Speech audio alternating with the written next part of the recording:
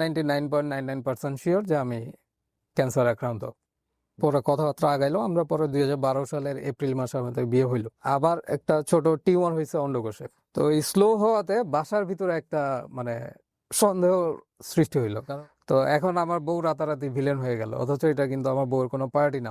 ডাক্তারগুলোর সাথে মানে আসলে কথা বলা খুব খুব risky। মুশকিল।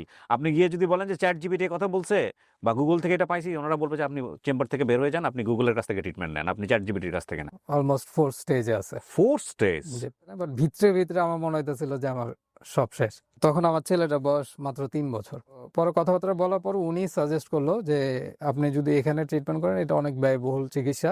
1.5-2 বছর পরে মানে 2টা পরোটা একসাথে খাইছি। প্ল্যান ছিল আমি যে সুযোগ পাইলে আমি গিয়ে আমি নিতে পারতেছিলাম না, এত কষ্টদায়ক ছিল। লাগে ওই সময়টাতে কি করে, হাত পা বেঁধে নেয়? আমি চাবো যে আর অন্য কোনো ভাই যাতে এই প্রবলেমগুলোর ভিতরে না পড়ে। সো সেদিক থেকে আজকের এপিসোডটা সবার জন্য খুবই গুরুত্বপূর্ণ। একটু সময় চেয়ে নিচ্ছি আপনাদের কাছ থেকে, আপনারা একটু মনোযোগ দিয়ে দেখবেন প্লিজ। আসসালামু আলাইকুম প্রিয় দর্শক এবং শ্রোতা। আল্লাহ সর্বাবস্থায় আমাদের সবার মঙ্গল করুন, সব সময়ের মতো সেই দোয়া এবং শুভকামনা জানিয়ে শুরু করছি লাইফের একটি এপিসোড। মানুষের জীবন কতটা আনপ্রেডিক্টেবল হতে পারে এবং একই সাথে আমরা কখন কোন পরীক্ষায় পড়ে যেতে পারি আল্লাহর পক্ষ থেকে, সেটা জানার জন্য আজকের এপিসোডটা খুব গুরুত্বপূর্ণ। বিশেষ করে ছেলেদেরকে আমি বলবো যে আজকের এপিসোডটা একটু মনোযোগ দিয়ে দেখার জন্য।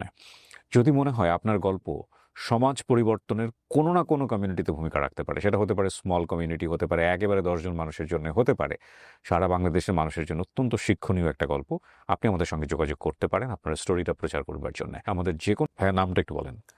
জি, আমার নাম মোহাম্মদ রুহুল আমিন ইসলাম। বয়স কত আপনার? বর্তমানে 35। জন্ম জেলা? মাদারীপুর জেলার শিবচর থানা। নানা বাড়িতে হয়েছিলাম। জি। স্কুল কলেজ সব ঢাকাতেই। আপনি শুরু করেন, আপনার যেখান থেকে বলতে ইচ্ছে করে, যেভাবে আপনি কমফোর্ট ফিল করেন। এই ঘটনাটা ঘটার পরে আমি নিজে যতটুকু বুঝতে পারছি মানে মেডিকেলে, প্লাস আমি নিজেও একটু ঘাটাঘাটি করেছিলাম অনলাইনে। এখান থেকে দেখার পরে আমার কাছে মনে হয়েছিল যে কোনো এক সময় যদি আমি আল্লাহ আমাকে সুযোগ দেয়, আমি চাবো যে আর অন্য কোনো ভাই যাতে এই প্রবলেমগুলোর ভিতরে না পড়ে। সো সেদিক থেকে আজকের এপিসোডটা সবার জন্য খুবই গুরুত্বপূর্ণ। একটু সময় চেয়ে নিচ্ছি আপনাদের কাছ থেকে, আপনারা একটু মনোযোগ দিয়ে দেখবেন প্লিজ। আমি আমার পরিবারের বড় ছেলে, নিম্ন মধ্যবিত্ত বলা চলে।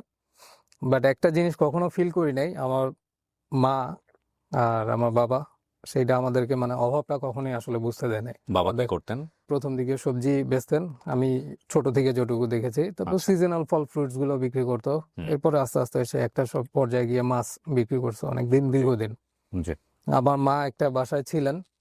আমার জন্মের পরে আমি কিছুদিন ছিলাম আমার দাদির কাছে বাড়িতে। তো তারা অনেক